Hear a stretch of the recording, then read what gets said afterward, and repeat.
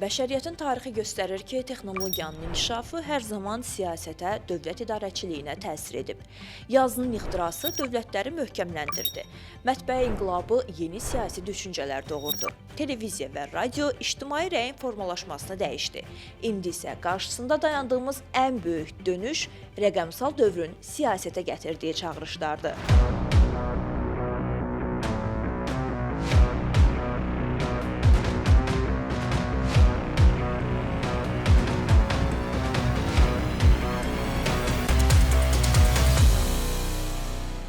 Bugün artıq süni intellekt yalnız telefonlarımızda, kompüterlərimizdə deyil. O, siyasi qərarların qəbuluna, dövlət idarəçiliyinə qədər yol tapıb. Bunun ən bariz nümunəsi isə elə yaxın günlərdə Albaniyada baş verdi. Albaniya tarixdə ilk dəfə olaraq süni intellekti baş nazir təyin etdi. Bu dünyada böyük rezonans doğurdu. Çünki artıq robot siyasətçi ideyası fantastik film mövzusu yox, real hadisədir. Maraqlıdır ki, hadisələr bununla da bitmədi. Albaniya parlamentində gərgin mübahisə zamanı bir deputat süni intellekt deputata hücum etdi. Bu fakt bütün dünyada manşetlərə çıxdı və əslində çox simvolik bir mənzərə yaratdı. İnsan siyasətçi ilə süni intellekt siyasətçi arasında ilk açıq toqquşma. Bəs bütün bunlar nə deməkdir? Texnologiya siyasəti dəyişirmi, yoxsa siyasət texnologiyanı öz xeyrinə alətə çevirirmi?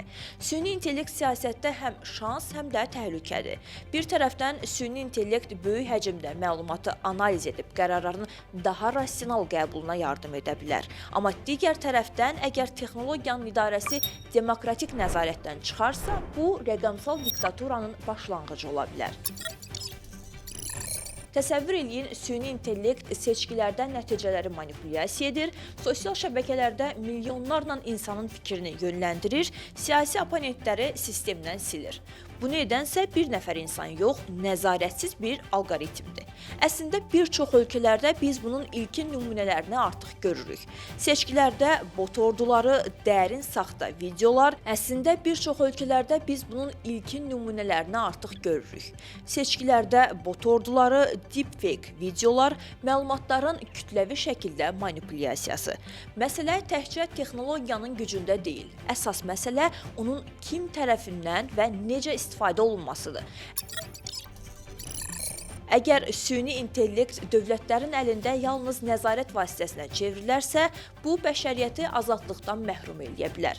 Yəni, rəqəmsal diktatura anlayışı artıq elmi fantastik termin deyil, real təhlükədir. Amma başqa bir yol da var. Süni intellekt demokratik prinsipləri möhkəmləndirmək, korrupsiya ilə mübarizə aparmaq, qərarların şəffaflığını artırmaq üçün də istifadə oluna bilər. Sadəcə bunun üçün beynəlxalq qaydalar, etik normalar və ictimai nəzarət vacibdir. Bugün qarşımızda böyük sual dayanır. Texnologiya siyasətə xidmət edəcək, yoxsa siyasət texnologiyanı diktaturaya çevirəcək?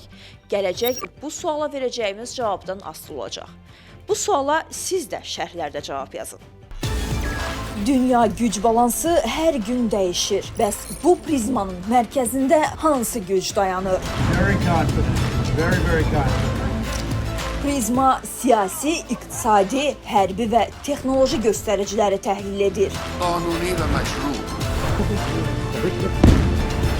Qlobal güc oyunlarının regionumuza təsirini burada izləyəcəksiniz.